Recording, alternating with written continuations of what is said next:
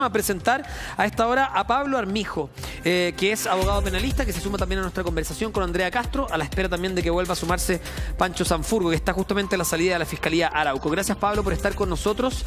Lo primero que te quiero preguntar es... no nos sorprende tanto, pero era también esperable que se calificara como homicidio calificado con alevosía. Se entiende también que aquí el asesino, independientemente, insistimos, porque hasta ahora es el presunto autor, pero no está confeso, el asesino actuaría sobre seguro y eso hace que cambie la calificación del delito, ¿no? Era lo esperable y no homicidio simple. Sí, era lo esperable, según los antecedentes. Buenas tardes, ante todo a todos los presentes. Era esperable que la Fiscalía formalizara por el delito de justamente homicidio calificado por actuar con esta... ¿Te escucho? Sí, se nos fue la señal de Pablo. Bueno, ahí sí, ahí te estamos escuchando, Pablo, ¿no?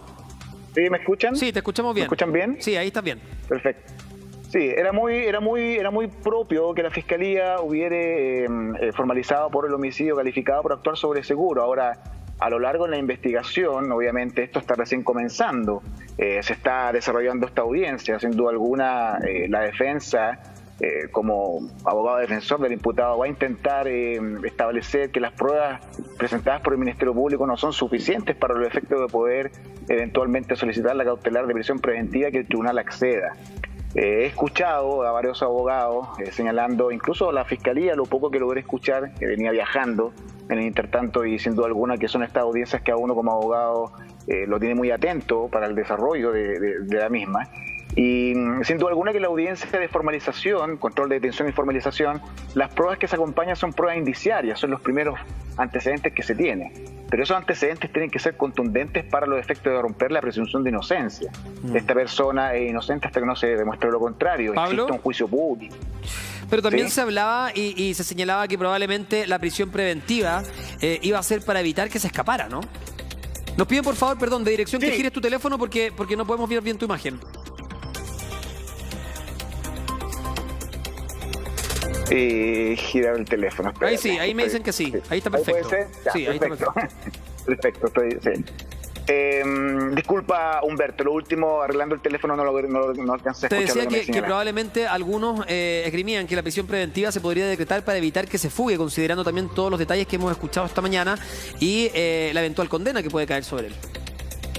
Sí, la necesidad de cautela, uno de los requisitos que existe para los efectos de poder decretar la prisión preventiva son principalmente la necesidad de cautela o el peligro para la seguridad de la sociedad, pero para eso tiene que existir antecedentes fundados, tiene que existir participación en el delito y por lo tanto, después de cumplirse los primeros requisitos de la prisión preventiva, recién entramos a la necesidad de cautela. Ahora, el peligro de fuga es una causa para los efectos de poder solicitar una prisión preventiva, pero sin duda alguna que existe el defensor para poder pelear esa cautelar y eventualmente solicitar una cautelar de menor intensidad, como podría ser, por ejemplo, un arresto domiciliario total. Pero si yo te pregunto a ti, Pablo, perdón, si te pregunto a ti como abogado penalista, ¿tú crees que van a decretar la prisión preventiva o tienes dudas sobre eso?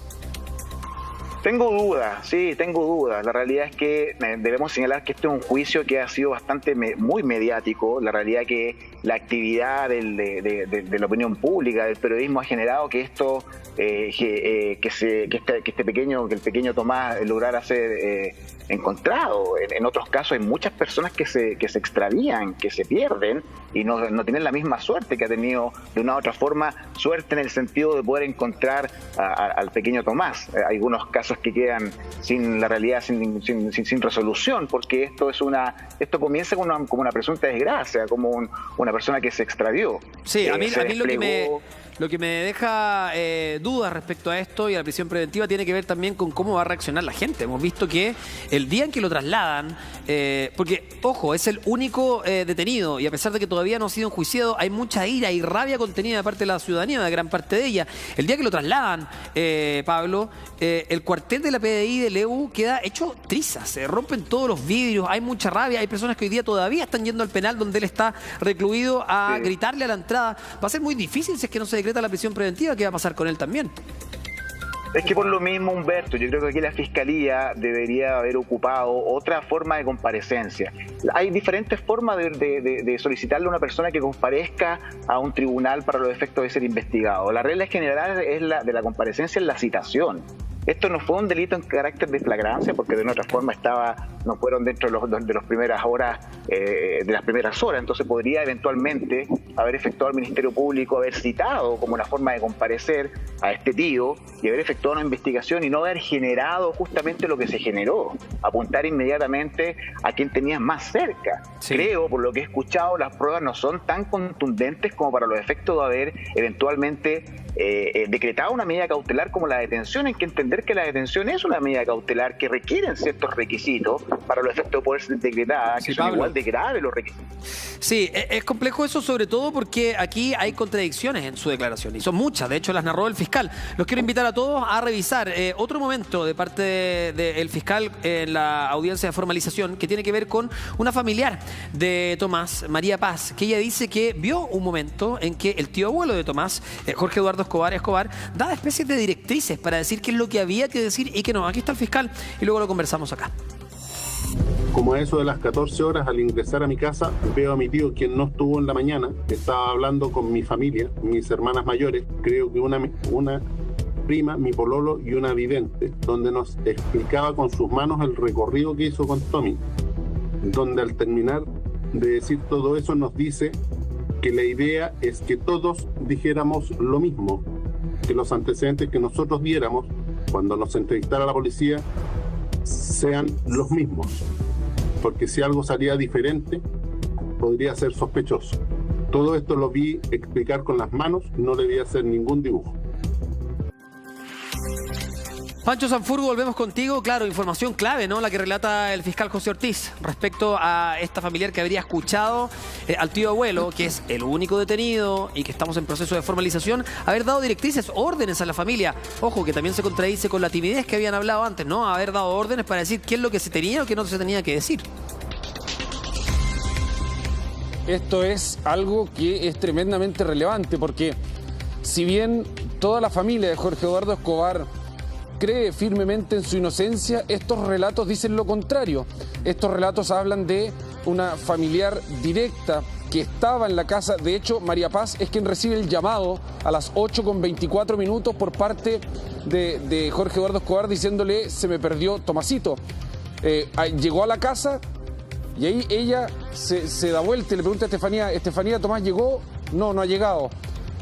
Y ahí es que le dice Jorge Eduardo que se perdió y sale precisamente María Paz con Estefanía camino a buscar hacia el sector donde presuntamente se perdió Tomasito, y ella misma también relata y dice que escucha a Estefanía a medida que iban saliendo, que iban en el Puente del Molino, decir pero ¿cómo se le ocurre dejarlo solo? ¿Cómo fue tan irresponsable? Comentarios como esos. Entonces el relato de ella es tremendamente decidor y habla de dudas por parte al menos de ella, pero uno presume que pueden ser compartidas por otros miembros de la familia respecto de esta escena. Ahora, esto tiene que comprobarse porque ella llega al final. Habría que ver qué es lo que ocurrió realmente, cuáles eran esas directrices y que decían que había que tener un discurso común para no parecer sospechoso. ¿Respecto de qué? Ahora, ¿eso es normal, Andrea? Este comportamiento está muy lejano de la otra familia, pero por otra parte, cuando alguien del núcleo familiar está siendo enjuiciado de esta manera, me imagino que todos tienen que actuar, o es común ver que muchas personas actúen con un relato similar. No sé cómo lo ves tú. A mí me genera mucha duda esta instancia y, como decía Pancho, hay que ver cuál fue la conversación entera, porque ella llega solamente al final de esta conversación.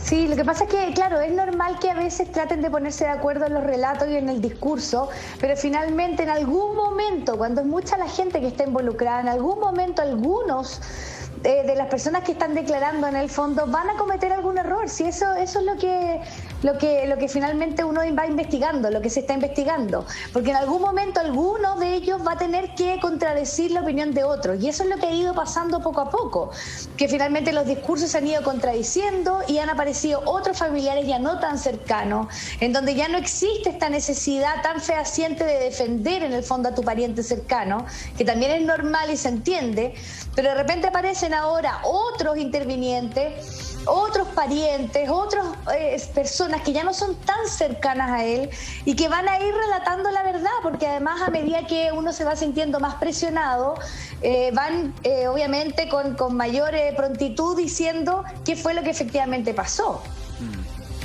Pancho, respecto a eso, no es más lo que se pudo acotar, ¿no? Ella solamente llega al final de esta conversación. Otro de los familiares que estuvieron en esta conversación tampoco pudieron afirmar o descartar que el tío abuelo haya dicho eso. Al menos en el relato que entrega el fiscal Ortiz no se evidencia otro relato que corrobore lo que dice María Paz, al menos. Él hace hincapié en este relato de María Paz en específico, que es quien dice que al llegar escucha precisamente a Jorge Eduardo Escobar decir esto es lo que tenemos que hablar para tener todos el mismo relato, y porque si nos desviamos de esto puede ser sospechoso, pero insistimos que esto es que ella llega al final de esta conversación, no se expuso, al menos por parte del fiscal, el relato de otros integrantes de la familia que hayan sido consultados al respecto de esta reunión. Y esta pregunta surge en torno al famoso mapa, a este cuaderno que habría dibujado el propio Jorge Eduardo Escobar, según las primeras indagatorias, y que le preguntan por eso y ella dice, no, yo lo único que vi fue que llegué y había una reunión, pero él estaba explicando con las manos, como mostrando los sectores con las manos, pero nunca lo vi dibujar nada. En ese contexto se da, pero bueno, hay que ver si las otras integrantes de la familia fueron consultados respecto a esta reunión y si en efecto se les dieron este tipo de directrices. Sí, hay